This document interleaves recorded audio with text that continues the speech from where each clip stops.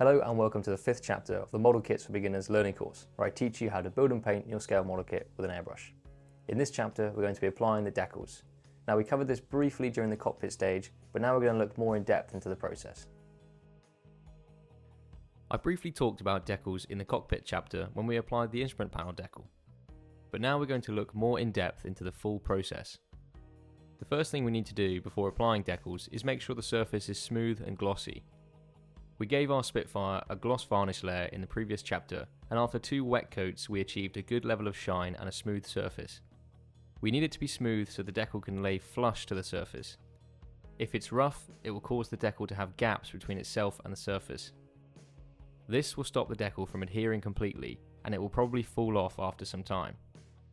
Also, if you're applying a decal with clear carrier film, like the numbers and letters, there will be air in the gap between the decal and the surface, and this will cause the clear part to go cloudy.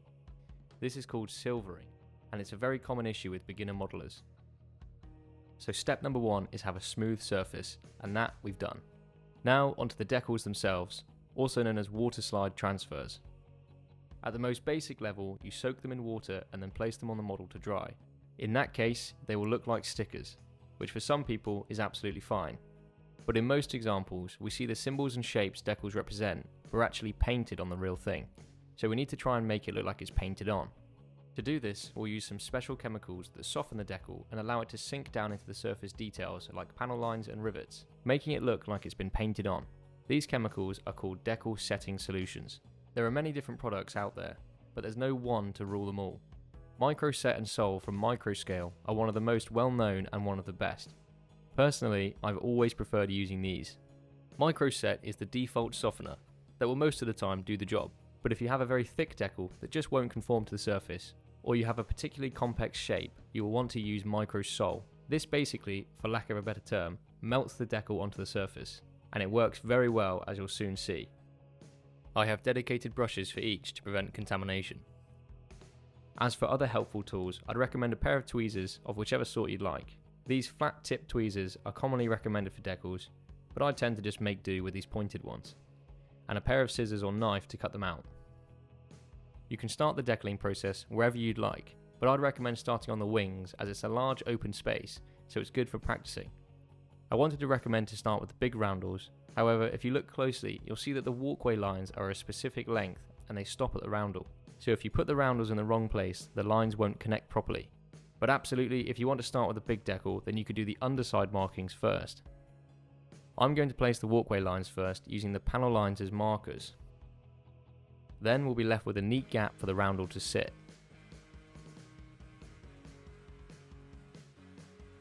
To activate the decals, I'm going to fill this tray with lukewarm water and then place them face down. Once they're wet, we can turn them over so we can see when they're ready. As for how long you soak the decals, it really depends on how big they are and who made them. There is no set time. I tend to leave them until you can see that they're starting to come off the backing paper, or just keep gently testing to see if they slide off. It should only be around a minute, if not less. Firstly, brush on some microset onto the area where the decals will go. The solution should separate on the surface. This is a good thing because it tells us that we've got a good gloss coat.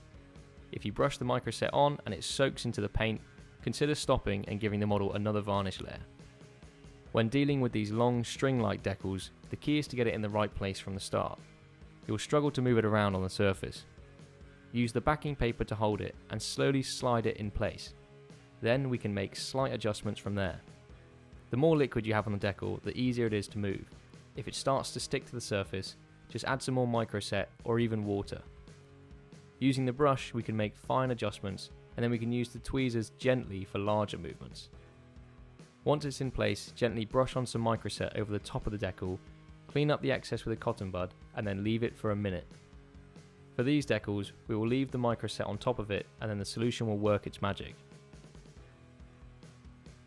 Now do the same for the other lines.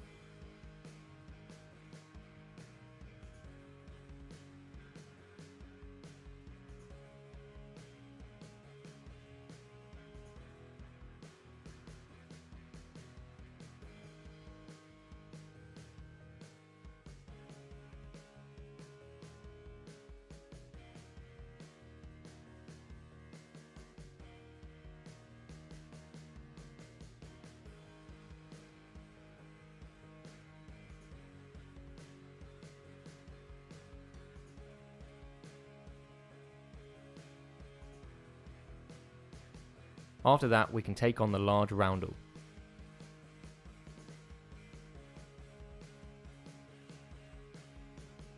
Place it face down until you can see it started to absorb water, and then turn it over and make sure it's fully submerged. This may take slightly longer to be ready because of its size. Whilst it's soaking, I'm brushing on some microset to the surface, and you could also add some more to the lines for good measure. Now because it's nice and big, we can use our finger to gently push it in place.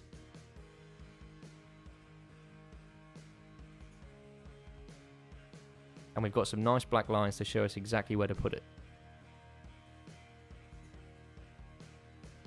Once it's on, we need to roll out the air from underneath the decal using a cotton bud. Start from the middle and gently roll out the air bubbles. You will also get some of the solution coming out too, but we'll top it up after. The microset we put on the surface will have already started to work on the decal underneath. When it's been rolled flat, we can then brush on some more microset onto the top of the decal and leave it to dry. This is how it looks after a few minutes. We can see that the panel line is starting to show through.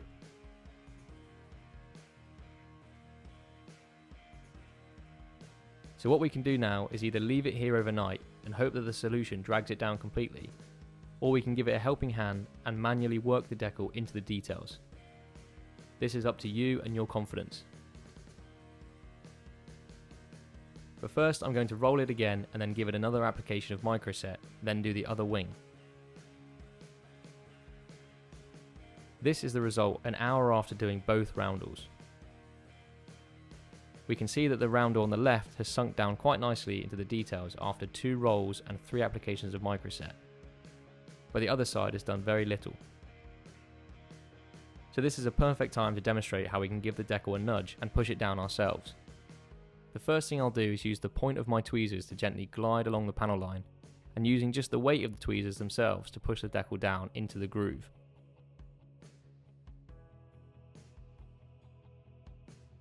This diagram shows you the angle and how we're just using the pointed shape to push it down.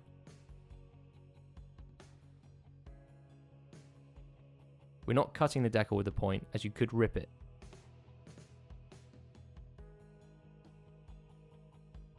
For the rivets, you can just pin them in with the tip.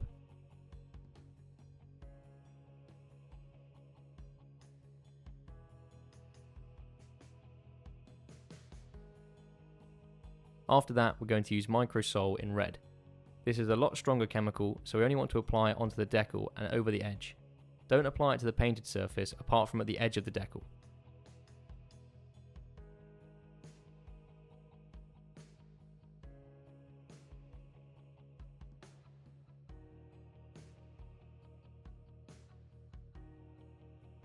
Once we've applied the Microsol, you need to leave it to dry. Don't do any more work on it for at least an hour. Let it do its job.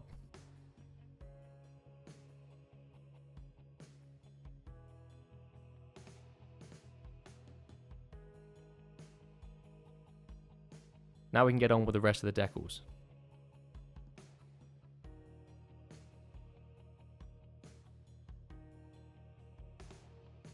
We can see that I struggled to put the tailband on and then had to go back and paint it like I showed you in the previous chapter.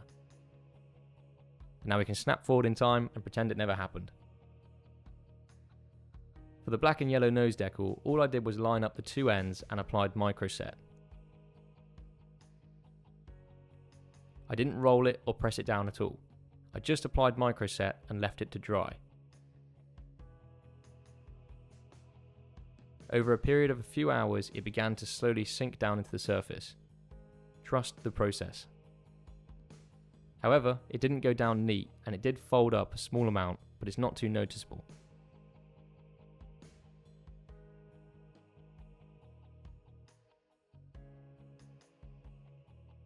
Work through all the remaining decals following the same basic process. Brush microset onto the area, place the decal, roll out the air, put more microset on top, and then leave it to dry. You can use repeat applications of microset if necessary, and if that still doesn't work, we can use Microsol.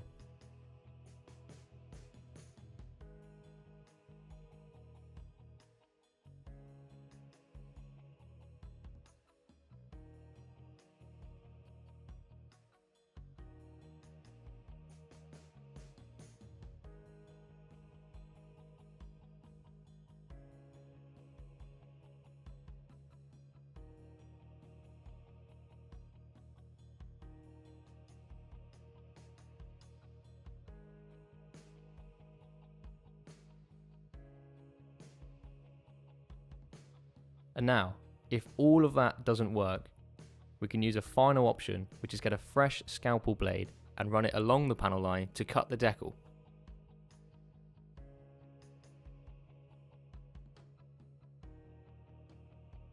This is a last resort tactic.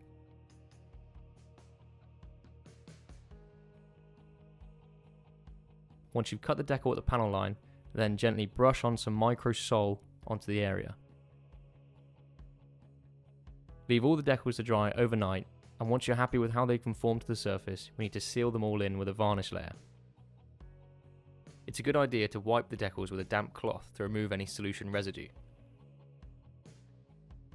Using the same technique as we did in the last chapter, X22 clear mixed 1:3 with X20A or Mr. Leveling Thinner.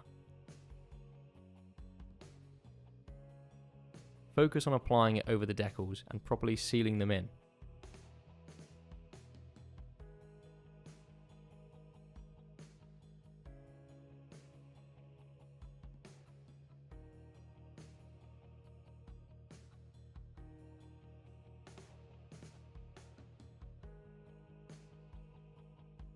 Once that's done, we finish the decaling procedure. Now your Spitfire has an identity, in this case Tango Papa 222. Adding decals gives your model a whole new look, and in my opinion it's another awesome milestone in your project. Next we go on to the final chapter, weathering and finishing.